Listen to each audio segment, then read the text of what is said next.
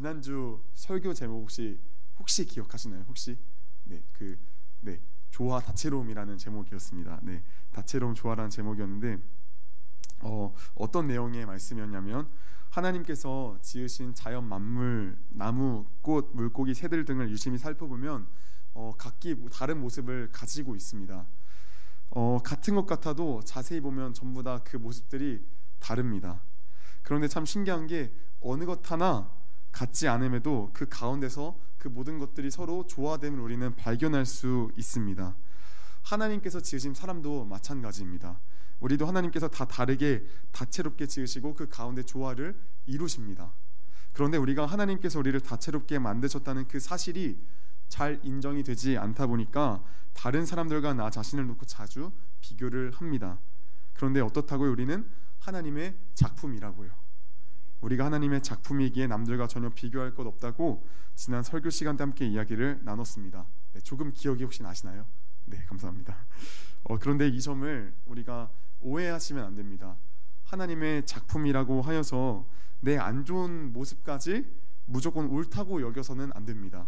예를 들어서 내가 다혈질이 있는데 나는 하나님의 작품이니까 다혈질이 있는 거는 괜찮아, 그냥 다른 것뿐이 하면서 막 이렇게 싸우면 이러면은 굉장히 곤란합니다. 이런 것은 우리의 죄성입니다. 우리는 날이 가면 갈수록 이런 죄성된 모습들은 버리고 예수님의 성품과 예수님의 인격을 닮아가야 합니다. 왜냐하면 우리는 그리스도인이기 때문입니다. 우리는 죄성된 그런 모습들을 버려야 합니다. 그래서 예수님을 만나기 전의 모습과 예수님을 만난 후의 모습은 다를 수밖에 없습니다. 예수님을 점점 알게 되면 알게 될수록 이전의 죄성으로 가득 찬 나의 모습들은 버리게 될 수밖에 없습니다. 제가 고3 때 예수님을 인격적으로 만나고 나서 저의 삶도 참 많이 변화되었습니다. 제가 어느 날 친구를 한 명 우연히 만나는데 그 친구가 저를 보고 많이 놀랐습니다. 옛날에는 제가 어두컴컴하고 어둡침침한 그런 이미지였는데 요즘 너를 보니까 참 많이 밝아졌다, 무슨 일이 생겼냐, 일어났냐 라고 묻더라고요. 그래서 참 그때 내가 예수님을 믿어서 이렇게 바뀌었구나라는 걸 그때 처음 좀 느꼈습니다. 이처럼 예수님을 믿는다면 우리 삶의 모습들은 급격하긴 아니더라도 조금씩은 변할 수밖에 없습니다. 자, 그렇다면 여러분, 예수님을 믿고 나서 우리의 삶이 변한다면 우리 삶의 모습들이 많이 바뀔까요? 조금 바뀔까요? 그냥 조금 바뀔까요? 삶에 아무런 영향도 없이 정말 조금 바뀔까요? 사실 그렇지는 않습니다.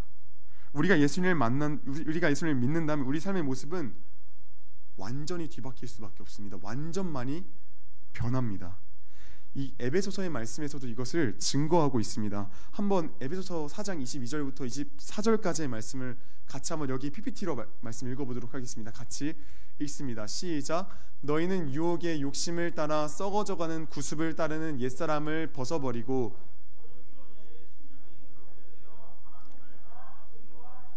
거룩함으로 지으심을 받은 새 사람을 입으라.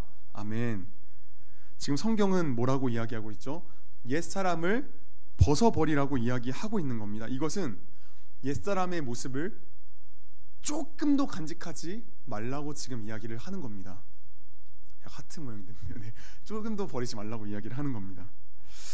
다 버리라는 겁니다. 그리고 새 사람을 입으라 라는 겁니다. 이것은 예수를 믿으면 나의 삶이 완전히 뒤바뀔 수밖에 없다는 것을 증거하고 있는 겁니다. 그래서 오늘 본문이 속한 레위기 19장도 쭉 읽어보시면 아시겠지만 오늘 레위기 읽은 19장 말씀, 우리가 앞에 부분과 맨 끝절만 읽었는데 그 중간 부분들은 어떤 내용들로 가득 차 있냐면, 자, 너가 하나님의 백성이지, 그렇다면 너는 이제 이렇게 살아야 해, 이렇게 살아야 해, 이렇게 살아야 해, 저렇게 살아야 해, 어떻게 살아야 해, 이런 요구들로 가득 차 있습니다. 삶의 규례들 줄줄이 나열되어 있습니다. 그런데 레위기 19장에 나타나는 삶의 규례들만 봐도 우리가 지켜야 할 게 많나요? 적나요? 많습니다. 많이 있습니다. 전부 다 하나님께서 우리에게 요구하시는 삶의 규정, 규례들입니다. 그런데 놀라운 사실은 하나님께서 요구하시는 삶의 모습들이 이것만 있을까요? 굉장히 많이 있습니다. 이 성경을 읽다 보시면 굉장히 많이 있는 것을 우리가 살펴볼 수 있습니다. 굉장히 많이 있어요.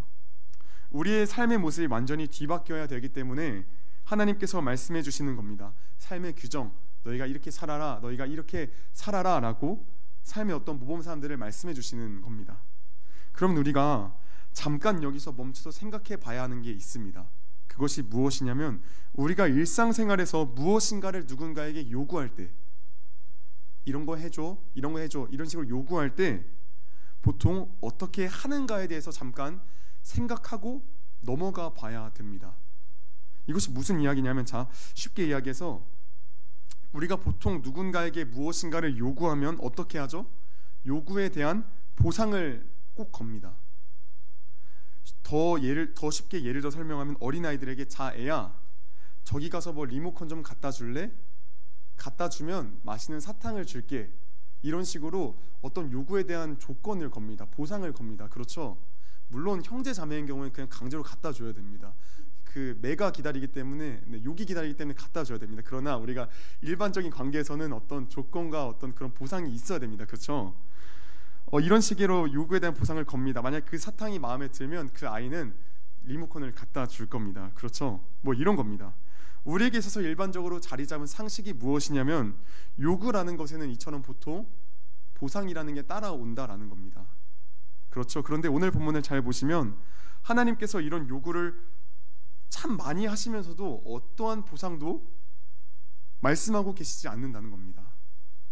하나님께서는 어떠한 대가도 어떠한 보상도 말씀하고 계시지 않으세요. 어떤 요구를 우리에게 말씀하시고 그 뒤에 무엇만 이야기하고 계시면은, 자, 너가 이걸 지키면 내가 이런 거 해줄게, 이런 게 아니라 그 뒤에 계속 뭐가 있더라면, 오직 나는 여호와이니라 라고만 말씀하세요. 한번 우리 성경책에 레위기 19장이 펼쳐져 있으니까 잠깐 제가 말씀하시는 그 구절들을 따라서 쭉 그냥 눈으로 살펴보시면 좋겠습니다.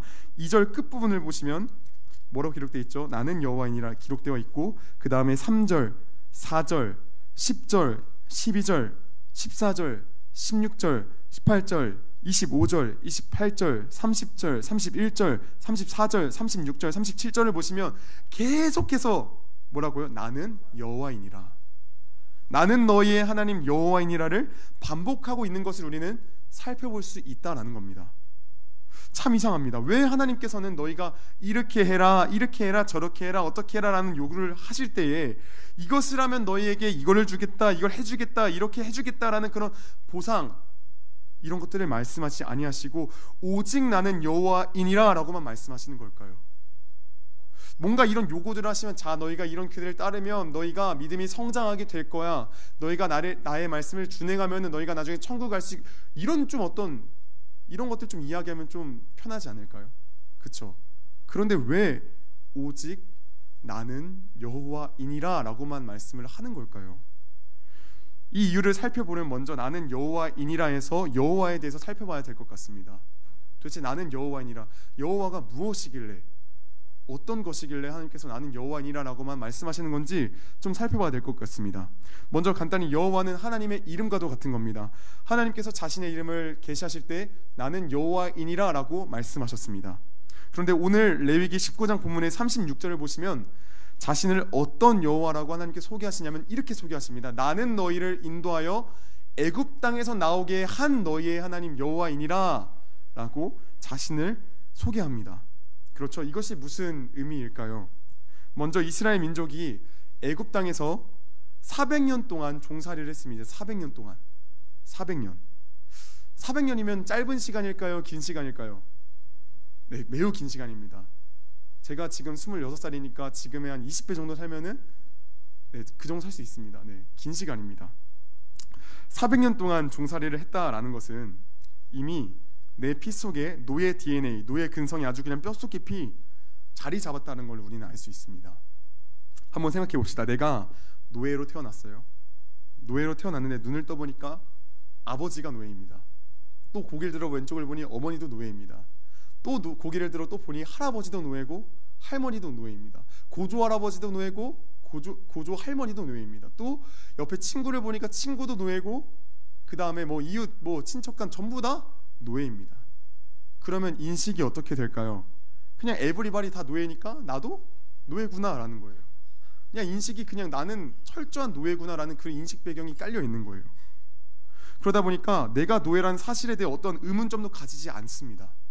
400년 동안 종사를 했다라는 것은 내가 노예라는 건 그냥 당연한 겁니다. 간혹가다 일을 너무 빡세게 시켜서 오늘 진짜 오늘 왜 이렇게 일이 힘든 거야, 이제 노예 생활 그만 좀 하고 싶다라고 생각을 할 수는 있어도 쿠데타를 일으킬 생각까지는 감히 하지 못하는 거예요. 이미 뼛속 깊이 노예라는 마인드가 이미 자리 잡았기 때문에 그냥 나는 오늘도 노예, 내일도 노예, 그 다음도 노예, 그냥 노예인 거예요. 그냥 노예로 살다가 죽을 운명인 거예요. 또 이들이 노예 생활을 하던 곳이 어디죠? 애굽, 이집트입니다. 오늘날로 이야기하면 이집트라는 나라예요. 그런데 당대 이스라엘 민족이 노예 생활을 하던 이집트라는 그 나라는 당대에서 세계 최고의 나라 중 하나였습니다. 왜냐하면 세계 4대 문명지 중 발생지 중 하나였기 때문에 이집트라는 나라는 세계 최고의 강대국이었습니다. 오늘날로 미국과도 같은 나라였습니다. 이런 세계 최강국의 나라에서 노예 마인드가 강하게 박힌 일개 민족이 어떻게 감히 쿠데타를 일으킬 수 있겠습니까? 그쵸? 쿠데타를 일으키면 손쉽게 제압당할 거고 그냥 죽을 텐데 그냥 노예 생활로 그냥 끝없이 살아갈 수밖에 없는 겁니다. 이스라엘 민족은 그냥 이렇게 노예로 태어나서 노예로 죽을 수밖에 없는 그런 절망적인 상황인 거죠. 자신들의 힘으로는 도무지 노예 생활에서 벗어날 수 없는 그런 상황에 처해 있는 겁니다. 그런데 이런 이스라엘 민족 가운데 누가 찾아오셨죠? 하나님께서 느닷없이 찾아오신 겁니다. 느닷없이 하나님께서 찾아오셔서 이스라엘 민족을 이집트 땅에서 구원해 내시겠다 말씀하신 겁니다. 그리고 나서 하나님께서 이스라엘 민족을 이집트 땅에서 구원해 내시기에 어떤 일을 하셨죠? 10가지 재앙도 일으키시고 수많은 이적을 행하셨습니다. 나일강이 피로 변하고 메뚜기 떼가 온 땅을 덮고 가축이 다 죽고 온갖 피부병이 펴지며 애굽 사람의 장자가 모두 죽고 홍해가 갈라지는 등 말도 안 되는 그런 수많은 이적과 기적을 행하셔서 이스라엘 민족을 당대 세계 최고의 강대국이었던 이집트 땅에서 탈출시키셨습니다. 여러분, 평생 이스라엘 민족은 노예로 살다가 노예로 죽을 운명이었습니다. 이들은 스스로의 힘으로는 자신들을 노예 생활에서 건질 힘과 능력이 전혀 없었습니다. 그런데 하나님께서 이런 이스라엘 민족에게 은혜를 베푸셔서 애굽 사람의 손에서 빼내어 구원하신 거예요. 이스라엘 민족을 하나님께서 값주고 사신 거예요. 출애굽기 6장 6절 말씀을 보시면 이렇게 기록이 되어 있습니다. 그러므로 이스라엘 자손에게 말하기를 나는 여호와라. 내가 애굽 사람의 무거운 짐 밑에서 너희를 빼내며 그들의 노역에서 너희를 건지며 편팔과 여러 큰 심판들로서 너희를 속량하여. 속량이라는 뜻은 몸값을 지불하여 샀다라는 겁니다. 속량했습니다. 하나님께서 이스라엘 백성들을 값주고 사셨습니다. 이스라엘 민족을 값주고 사셔서 자신의 백성으로 삼으신 겁니다. 이것은 마치 사단의 나라에서 영원히 죄의 종으로 살다 죽을 우리를, 사단을 위해 열심히 일하며 인생의 험함을 쫓다 살다 죽을 우리를, 스스로를 구원하지 못할 무능력한 우리를 하나님께서 찾아오셔서 오직 전적인 은혜로 예수 그리스도의 피값으로 사셔서 우리를 구원하시고 하나님의 자녀로 삼으신 것과 같은 거예요. 여러분, 우리는 그렇게 사단의 나라에서 하나님의 나라로 옮겨진 거예요. 마치 이스라엘 백성이 애굽 땅에서 건짐 받은 것처럼 우리도 사단의 나라에 살다가 사단의 종되어 살다가 하나님의 나라로 옮겨진 거예요. 건짐 받은 거예요. 그렇기 때문에 우리가 하나님 나라로 옮겨졌기 때문에 이제는 하나님 나라로 옮겨져서 하나님 나라의 백성이 되었기 때문에 하나님 나라의 법을 따르며 살게 되어진 겁니다. 이전에 사단 나라에서 그 나라의 법을 따르며 살았지만 이제는 다릅니다. 이제는 하나님 나라의 법을 따르며 살아갑니다. 그래서 여러분, 하나님께서는 오늘 레위기 19장에서 당당하게 요구하고 계시는 겁니다. 너희가 이제는 하나님의 나라로 옮겨져서 하나님 나라의 백성이 되었으니 하나님 나라의 법을 따르라. 하나님 나라의 법은 이것이다. 이것이 애굽 땅에서 나오게 한 너희의 하나님 여호와이니라의 의미입니다.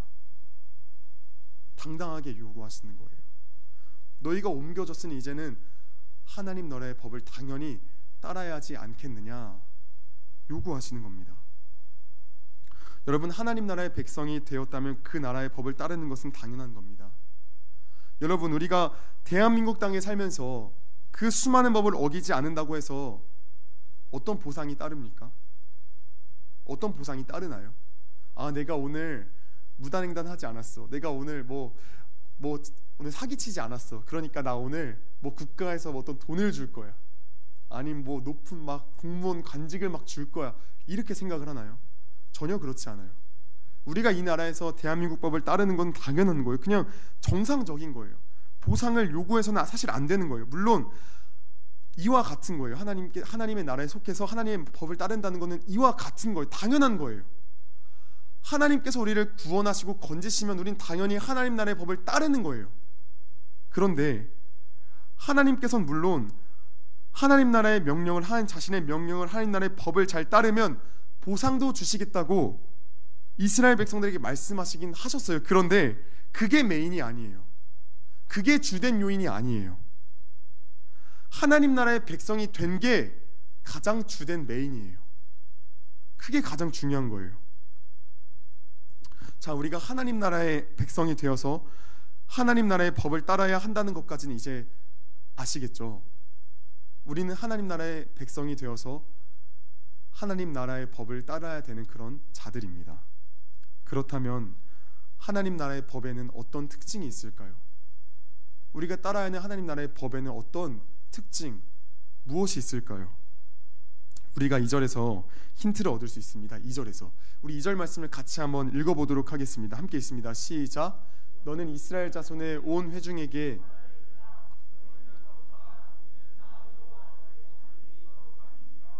아멘. 여호와에 대해 어떻게 설명하죠? 나 여호와 너희 하나님이 거룩함이니라. 거룩입니다. 하나님 나라의 법의 특징은 거룩입니다. 여러분, 거룩이 무엇일까요? 거룩이 무엇이죠? 성가대 옷을 입고 뭔가 분위기 있게 할렐루야 뭔가 이런 좀 찬양을 하면 뭔가 좀 거룩한 건가요? 아니면 열심히 기도하고 열심히 찬양하면 거룩한 건가요? 도덕적으로 흠이 없이 완전한 것을 거룩이라고 하나요? 물론 거룩의 한 부분이기는 하겠지만 완전히 이런 것들을 거룩이라고 이야기할 수는 없습니다. 그렇다면 거룩이란 무엇입니까? 거룩이란 무엇이죠? 제가 이번 한 주간 말씀을 준비하면서 이 거룩에 대해서 골똘히 생각해 봤을 때 거룩에 대해서 우리가 대강 알긴 합니다. 그런데 거룩? 잘 생각해 보시면 이거 굉장히 애매한 단어입니다. 뭔가 이미지가 그려지긴 합니다. 그쵸? 그런데 그걸 설명하기엔 굉장히 어렵습니다. 거룩이란 무엇입니까? 거룩이란 무엇일까요? 일단 거룩은 원어적으로 구별됨이란 뜻을 가지고 있습니다. 구별됨. 그런데 이 거룩이란 단어가 오직 하나님에게만 속한 단어라는 사실 혹시 알고 계십니까? 이 단어는 하나님에게만 속한 단어입니다. 거룩은. 이것이 무슨 뜻이냐면 이 세상에 하나님과 동일한 사람이 있나요? 동일한 그런 존재가 있나요? 아무도 없습니다. 아무도 없어요. 하나님보다 높은 차원의 존재가 없어요. 하나님은 모든 존재와 구별되신 분이세요. 완전히 구별되신 분이세요. 하나님은 누구보다 아름다우시고 누구보다 위대하시고 누구보다 막 뛰어나신 거룩하신 하나님이세요. 구별된 존재예요. 특별히 하나님께서는 다른 것보다 어느 것과 구별되신 분이시냐면 죄와 구별되신 분이에요. 죄와. 하나님께서는 죄와 섞일 수가 없으신 분이에요. 죄 있는 자가 하나님께 나아가면 그는 어떻게 되죠? 그는 바로 죽어요. 그만큼 하나님은 죄와는 섞일 수 없는, 죄와는 공존할 수 없는 그런 거룩하신 하나님이세요. 그렇게 하나님 나라의 법을 따른다라는 것은 무엇이냐면 죄를 따르지 않는다라는 것과 동일한 거예요. 죄를 따르지 않는다. 이것이 하나님 나라 법의 특징이에요. 거룩이에요. 그렇다면 우리가 이전에 하나님 나라에 속하지 않고 사단의 나라에 속했을 때 그때는 무엇을 따라 살았을까요? 우리는 죄를 따라 살아왔습니다. 이전까지. 선악과를 따먹고 자신이 하나님 되는 줄 착각하며 살아가는 인간은 죄를 따르며 살아가는 인간입니다. 다음 주에 더 자세하게 나누겠지만 미리 간략하게 나누자면 인간은 자기 자신을 위해 끝없이 살아가요. 끝없이 자기 자신만을 위해 살아가요. 남을 위해서 살아가지 않아요. 이웃을 위해 사는 척 할 뿐이지 사실 그 모든 것의 중심엔 자기 의가 도사리고 있어요. 자기 자신이 있어요. 인간은 죄를 끊임없이 따르는 존재들이에요. 우리가 우리의 마음을 솔직하게 직면하고 바라보면 이 죄악은 끊임이 없습니다. 철저히 자기 중심적입니다. 어떤 일에 대해서 내가 분노하고 화난 이유를 몰두히 생각해보고 골똘히 생각해보면 그 이유가 무엇이냐면 나 자신입니다. 그 일이 나와 연관이 없으면 솔직히 분노하지 않습니다. 그런데 그 일이 나와 연관이 있기 때문에 분노합니다. 화가 납니다. 인간은 철저히 자기 중심적인 그런 인간입니다. 우리가 만약에 말씀을 읽지 않으면서 하나님의 뜻대로 살아간다고 생각하면서 살아간다면 그건 오산이에요. 인간은 하루라도 조금이라도 틈이 생기면 전부 자기 자신의 의를 위해 살아가는 게 인간이에요. 하나님을 위해 하는 것 같으면서도 전부 자기 의를 위해 쌓는 것이 그게 바로 인간이에요. 인간은 그만큼 죄성이 짙은 존재들이에요. 우리는 그렇게 살아가는 인생들이에요. 그런데 어떻다고요? 지금 우리는 하나님 나라의 백성이라고. 이제는 하나님의 소유가 되었다고요. 이전에는 사단의 종이었지만 하나님께서 예수 그리스도의 피값으로 우리를 사셨어요. 이전에 사단의 종 되었을 때는 우리가 죄를 따라 살아왔지만 이제는 하나님의 소유가 된 우리는 거룩하여진 우리는 죄를 따르지 않게 된 겁니다. 우리는 이제 거룩을 따르는 존재들입니다. 하나님을 따르는 자들입니다. 하나님의 말씀을 따르는 자들입니다. 사랑하는 여러분, 죄를 따르지 말고 하나님의 말씀을 따라야 합니다. 하나님의 거룩을 사모해야 합니다. 하나님께서 오늘 우리에게도 그래서 말씀하시는 겁니다. 내가 거룩하니 너희도 거룩하라 말씀하시는 겁니다. 오늘 말씀을 좀 정리하도록 하겠습니다.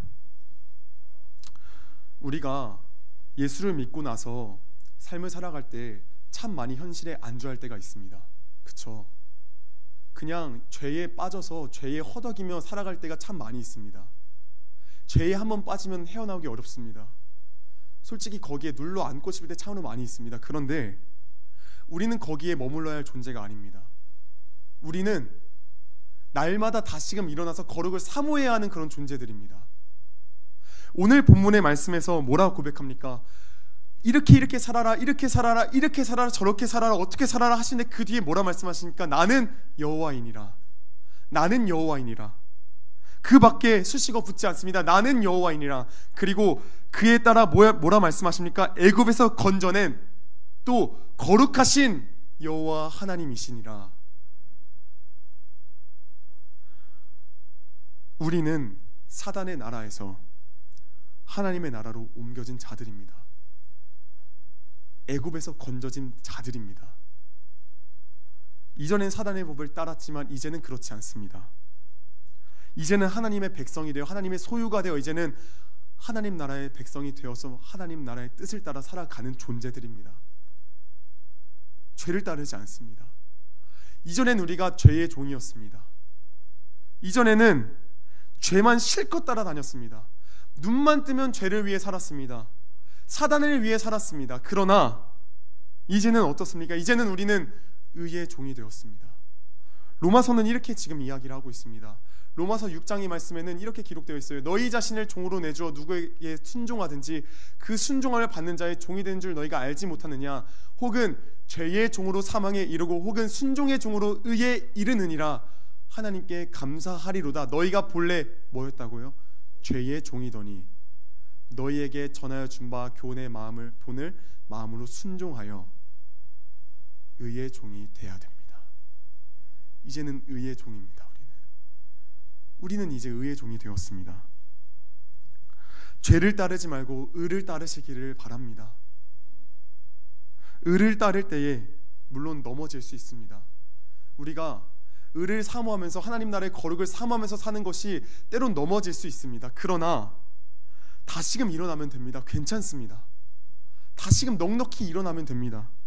예수님께서 우리의 그 모든 죄를 사하여 주셨습니다. 인간이 갖고 태어난 그 원죄도 이전에 지었던 그 죄도 이후에 지을 그 모든 죄도 예수님께서 십자가에서 안고 죽으셨습니다. 내 죄를 용서해 주셨으니까 막 살라는 법이 아닙니다. 의를 위해 달려가라는 겁니다. 다시금 일어나서, 넘어져도 다시금 일어나서 다시금 일어나서 다시금 일어나서 끝없이 그 을을 향해 달려가라는 겁니다. 성경은 또 이렇게 고백합니다. 이렇게 기록합니다. 로마서 8장 말씀에 이렇게 기록합니다. 내가 확신하노니 사망이나 생명이나 천사들이나 권세자들이나 현재일이나 장래이나 능력이나 높음이나 가품이나 어떤 피조물이라도 우리를 우리 주 그리스도 예수 안에 있는 하나님의 사랑에서 끊을 수 없다라고 이야기를 하고 있습니다. 그 무엇도 우리를 하나님의 사랑에서 결코 끊을 수 없습니다. 죄의 자리에 빠져 있다면 일어나시길 바랍니다. 일어나셔서 을을 향해 달려가시기를 원합니다. 우리가 이것을 힘써 지키려는 그 마음도 중요합니다. 그런데 우리가 바라봐야 할 것이 있습니다. 우리가 내가 오늘 이걸 안 해야지, 내가 오늘 이걸 안 해야지, 이런 것도 참 좋지만 그것보다 우리가 어떤 마음을 가져야 되냐면 하나님의 그 아름다우심에 우리가 빠져야 됩니다. 여러분, 그 대자연의 풍경을 보고 압도되어진 적 혹시 있으신가요? 그 대자연의 풍경을 보고 완전 와 대박이다 하신 적 혹시 있으신가요? 그 대자연에 압도되어지면, 그 대자연의 아름다움에 매료되어지면 그냥 눈이 저절로 거기로 갑니다. 마찬가지로 우리는 하나님이란 그 아름다우심에 빠져서, 하나님의 그 아름다우심에 매료되어서 우리는 그냥 그 하나님만 바라보며 따라갈 뿐입니다. 그러면 저절로 거룩하신 하나님을 따라가다 보면 죄의 길을 따를 수가 없습니다. 왜냐하면 하나님이 거룩하신 분이시기 때문에 우리도 거룩을 향해 달려갈 수밖에 없습니다. 오늘 하루 삶을 살아가실 때에, 그리고 이번 한 주간의 그 삶을 살아가실 때에 우리의 시선을 하나님께 고정하며 죄의 자리에서 벗어나 이제는 그 하늘을 향해 바라보며 날아가는 우리 모두가 되어지기를 바랍니다. 그냥 그저 율법에 사로잡혀서 하는 것이 아니라 하나님의 그 아름다우심에 사로잡혀서 끝없이 달려가는 우리 모두가 되어지기를 바라고 또 바랍니다.